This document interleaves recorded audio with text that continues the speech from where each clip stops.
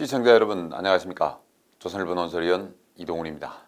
민주당 초선 문정복 의원이 논란입니다. 최근 두 가지 막말 논란이 벌어졌습니다.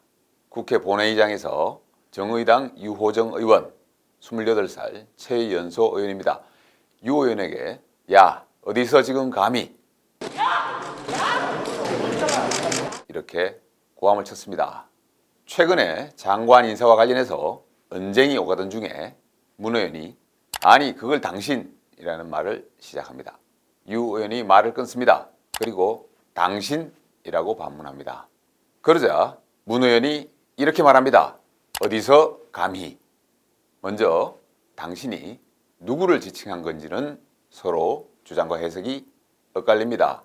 그리고서 서로 야를 주고받습니다. 저는 어디서 감히 라는 표현이 참 강하게 와닿습니다. 이 말은 흔히 전형적 꼰대들이 쓰는 말입니다. 꼰대에는 남녀가 없는 것 같습니다. 문 의원은 1967년생 54세입니다. 청와대가 여러 의혹을 받고 있는 임혜숙 과기부 장관 하도 많아서 여자 조국이라고 불립니다. 이번 개각 과정에서 가장 먼저 물러나야 할 사람이었습니다. 그런데 임명됐습니다. 그러자 국민의힘 윤희숙 의원이 능력과 자질이 부족해도 여자라 상관없다는 게 문재인식 페미니즘이냐 이렇게 했습니다. 그러니까 낄 때 안 낄 때를 가리지 않는 문정복 의원이 이 역시 되받아칩니다. 이렇게 말합니다. 의원님도 능력은 안 되는데 여성이라 국회의원 되신 건가요? 굳이 이력과 능력을 따지자면 윤 의원은 경제학 박사에 KDI에서 재정, 복지 전문가로 활약했습니다. 그 능력을 인정받아 야당에 영입됐습니다. 지난 총선에서 비례대표도 아니고 지역구에 출마해 유권자의 선택을 받았습니다. 그런 윤 의원을 향해 문정복 의원이 이런 식으로 반격을 한 겁니다. 좀 아닌 것 같습니다. 정치는 말로 하는 겁니다. 그래서 말싸움이 바로 정치입니다. 말싸움을 하게 되어 있습니다. 그런데 수준이 있어야 합니다. 사실과 논리는 기본입니다. 그런데 문 의원의 말은 수준 미달입니다. 이건 정치인의 언어가 아니라 시정잡배들의 언어입니다. 말 같지 않은 말로 억지를 쓰는 겁니다. 이인영 통일부 장관 청문회 때입니다. 문정복 의원은 태영호 의원에게 변절자의 발악이라고 했습니다. 태 의원이 이 장관에게 주체 사상을 버렸느냐 이런 질문을 했습니다. 그러자 문정복 의원이 끼어들었습니다. 태영호 의원은 대단히 부적절한 발언을 했다. 대한민국의 민주화 과정에 대한 의식이 모자란 것이라고 생각한다. 문재인 대통령을 조선 선조에 비교하고 공직자들을 비하하는 발언은 북에서 대접받고 살다가 도피한 사람이 할 소리는 아니다. 국회, 그것도 온 국민이 지켜보는 자리에서 듣는 태영호 의원의 발언은 변절자의 발악으로 보였다. 당시에 태영호 의원은 문 대통령을 조선 선조에 비교하는 말을 하지 않았습니다. 문 의원은 기본적인 팩트 체크도 하지 않고 태영호 의원을 비난부터 했습니다. 더 경악스러운 것은 변절자의 발악이라는 표현입니다. 대한민국으로 망명한 태영호 의원이 변절자입니까? 북한 김씨 일가의 폭정에서 탈출한 게 변절입니까? 그러면 도대체 문정복 의원의 조국은 어디입니까? 작년 국정감사 때의 일입니다. 야당의 김정재 의원이 청와대 노영민 비서실장에게 서울 부산시장 선거에 후보를 내는 게 맞느냐 이렇게 질문을 합니다.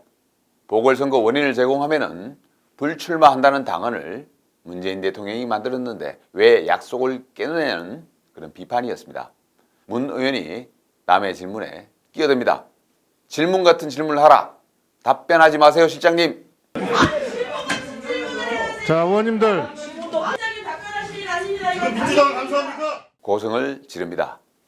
문정복 의원은 1992년 경기 시흥에서 당시 민주당 후보로 출마한 재정구 의원 그분의 선거운동원으로 활동하면서 정치와 인연을 맺었다고 합니다. 2007년 백원우 의원 역시 시흥에서 재선을 지냈습니다. 백 의원이 그를 국회 4급 보좌관으로 발탁합니다. 당시 문정복 의원은 고졸이었습니다. 백원 의원은 문정복처럼 헌신할 사람들을 키워야 한다 이러면서 그를 발탁했다고 합니다. 이후 문정복 의원은 시흥시 시의원을 2번 합니다. 문재인 정부 들어 청와대로 들어옵니다. 청와대 시민사회비서관실 선임행정관을 지냅니다. 그리고 지난 총선에서 백원우 의원으로부터 지역구를 물려받았습니다. 문정복의 정치적 스승이자 멘토가 백원우 의원입니다. 백원우는 대표적인 친노 인사였습니다. 지금은 친문 핵심 인사입니다. 원래 같은 고려대 운동권 선배 안희정과 친했습니다. 그런데 노무현 정부 청와대 민정수석실에서 근무하면서 문재인 민정수석과 알게 됐습니다. 백원우를 겪어본 사람들은 이렇게 말합니다. 충성심에다 성실함까지 갖춘 사람, 물불을 안 가리는 사람, 조금 더 심한 말도 나옵니다. 감정이 격해지면 무슨 일을 저지를지 모른다. 이런 백원우의 성격을 잘 보여주는 장면이 2009년 노무현 전 대통령의 연결식입니다. 기억하시는 분들 많을 겁니다. 현직 이명박 대통령을 향해 어디서 분양해? 사죄하라! 고함을 지르다 경호원들에게 입이 틀어막혀 끌려나갔습니다. 문재인 대통령은 훗날 당시를 이렇게 예상합니다. 그를 껴안아주고 싶은 심정이었다. 백원우는 문재인 정권 초대 청와대 민정비서관으로 굳은 일을 도맡았습니다. 드루킹 사건, 유재수 사건 이런 일들에 백원우의 이름이 빠짐없이 나왔습니다. 대표적인 굳은 일, 울산 선거공작 핵심으로 지목돼 재판도 받고 있습니다. 이런 백원우를 물려받은 사람이 바로 문정복입니다. 그야말로 찐문, 대깨문 의원입니다. 문정복 의원을 보면 대깨문 의원들이 어떤 사람들인지 보입니다. 자기들만 옳다는 아집 속에 사는 사람들 같습니다. 최소한의 논리를 갖췄는지 의심스럽습니다.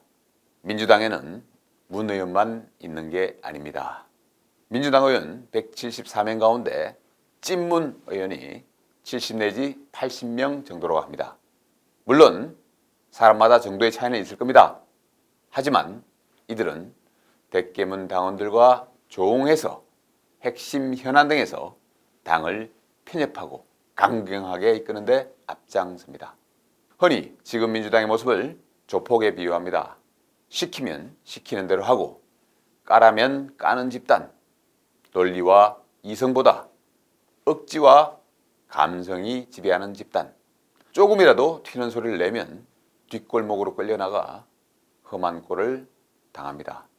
지난 보궐선거 패배 직후에 2030 세대 초선 5명이 조국 사태에 대한 반성 이런 걸 요구했다가 어떻게 됐습니까?